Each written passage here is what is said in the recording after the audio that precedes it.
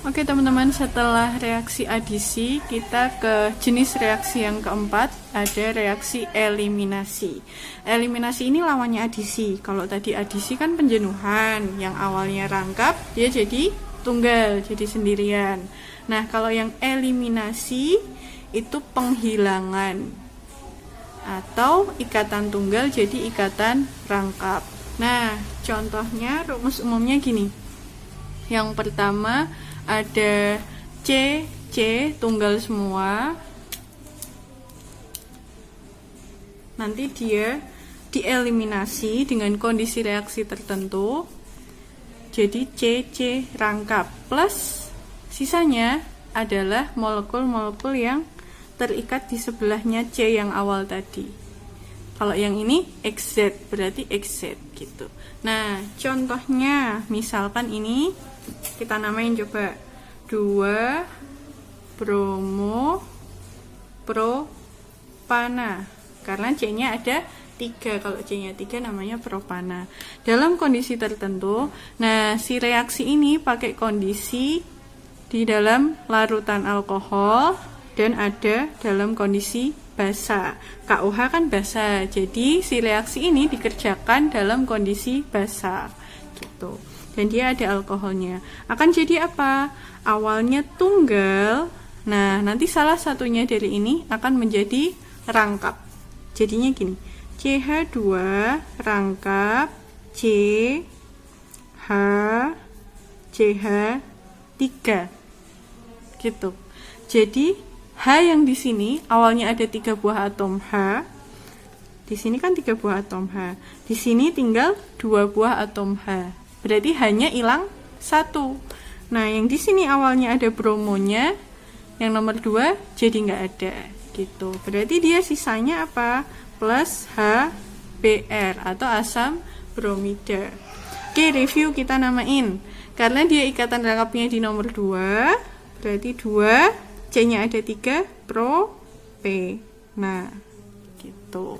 Oke, itu untuk reaksi eliminasi atau tunggal jadi rangkap. Nah, terus yang kelima, jenis reaksi polimerisasi. Pernah dengar istilah polimer belum? Polimer biasanya ada di beberapa bacaan artikel ilmiah gitu ada. Kalau teman-teman pernah baca majalah apa gitu pernah dibahas mungkin. Nah, polimerisasi itu apa sih? Dia penggabungan molekul kecil. Yang kecil-kecil namanya monomer. Mono itu artinya 1 gitu. Monomer 1. Terus menjadi molekul yang sangat besar atau disebut juga polimer. Nama lainnya karena besar jadinya disebut makromolekul. Makromolekul. Awalnya dia 1 mono, terus disusun menjadi banyak, jadinya poli. Monomer disusun menjadi polimer. Contohnya adalah ini yang pertama, ada CH2 CHCl atau bisa disebut vinyl klorida. Nah, N ini menunjukkan kalau si vinyl kloridanya ini jumlahnya nggak cuma 1, tapi jumlahnya banyak, dilambangkan dengan N karena kita nggak tahu akan dikasih berapa jumlahnya dalam pembentukannya itu gitu. Nah, yang kedua ada reaksinya gini. Yang awalnya vinyl klorida ada sejumlah N dirangkai menjadi rangkapnya ini hilang. Nah, awalnya rangkap dia menjadi tunggal. Sejumlah N juga karena kita nggak tahu akan digandeng berapa banyak polimernya gitu. Nah, ini Cl-nya tetap. Nah, ini dikenal dengan nama polivinyl klorida gitu.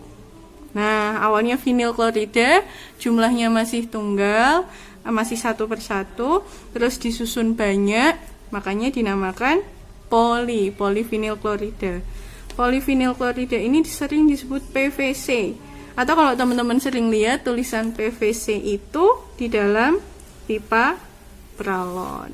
Nah, itu penerapan kimia yang nyata banget di sekitar kita gitu. Coba lihat di pompa airnya, pipanya ada tulisan PVC-nya enggak? Dicek ya. Tuh. Nah, itu adalah contoh nyatanya, bentuknya polivinil klorida itu gitu. Nah, terus udah reaksi polimerisasi. Nanti di kelas 12 teman-teman akan belajar lebih banyak tentang polimerisasi. Jadi nanti contohnya nggak cuma polivinil klorida, kain yang kita pakai, terus kalau ada yang pernah pakai masker peel off, nah itu ada polivinil alkohol. Nah itu juga contoh polimer. Terus teflon yang dibuat masak, itu juga contoh polimer.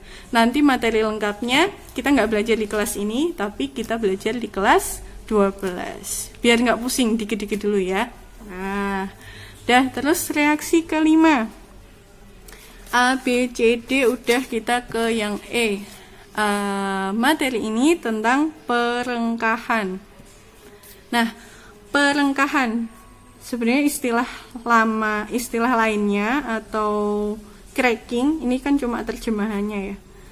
Istilah asingnya, bahasa asingnya cracking gitu, istilah lain. Oke, ini apa sih perengkahan? Pemecahan alkana rantai panjang, materi yang awal banget itu kan alkana ya. Nah, alkana yang rantainya panjang, yang C-nya bisa sampai belasan, jumlah C-nya bisa sampai puluhan, dia akan dipecah menjadi rantai yang lebih pendek. Kalau yang awalnya rantai panjang jadi rantai yang lebih pendek, itu namanya perengkahan gitu. Nah, perengkahan ini ada 2 jenis. Biasanya perengkahan ini adalah buat proses pengolahan minyak bumi, teman-teman. Nanti misalkan ada C18 dari asalnya si minyak buminya itu, terus dipecah, di cracking, nanti bisa jadi bensin, bisa jadi aftur, bisa jadi minyak tanah gitu. Nah, ada 2 jenis, apa aja? Yang pertama thermal, yang kedua katalitik. Thermal berkaitan dengan suhu. Nah, jadi nanti dia perengkahannya dibantu oleh suhu yang tinggi gitu. Nah, katalitik. Katalitik ini asalnya kalau bahasa Indonesianya dari kata katalis. Katalis itu apa?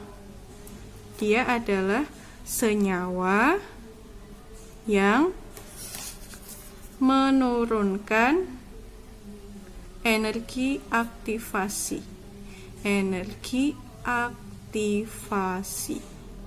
Nah, nanti kalau sudah masuk materi termokimia, kita akan bahas lebih jauh tentang energi-energi di dalam reaksi. Salah satunya energi aktivasi.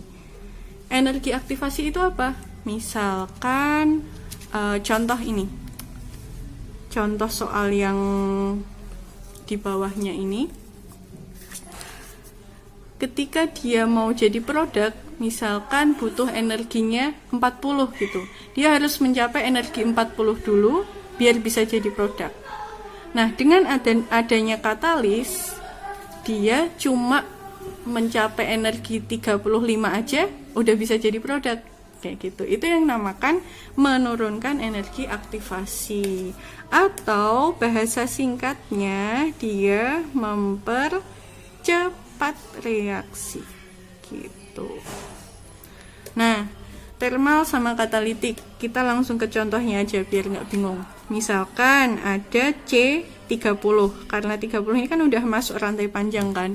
Nah, dia dipecah, di cracking jadi C8, C6 dan C14.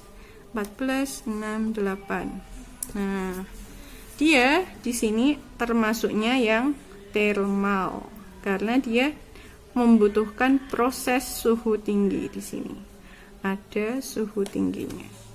Nah, ini contoh 1 thermal. Nah, yang contoh kedua, misalkan di sininya bukan thermal, bukan suhu di sini. Tapi ada zeolit atau ada senyawa-senyawa kimia yang lain gitu. Nah, ini bertindak sebagai katalis yang udah aku sebutin tadi, menurunkan energi aktivasi. Nah, jadinya dia termasuk golongan katalitik gitu. Oke, udah selesai buat materi reaksi-reaksi hidrokarbon. Nanti berikutnya aku kasih latihan soal dulu aja biar tambah paham. Terima kasih.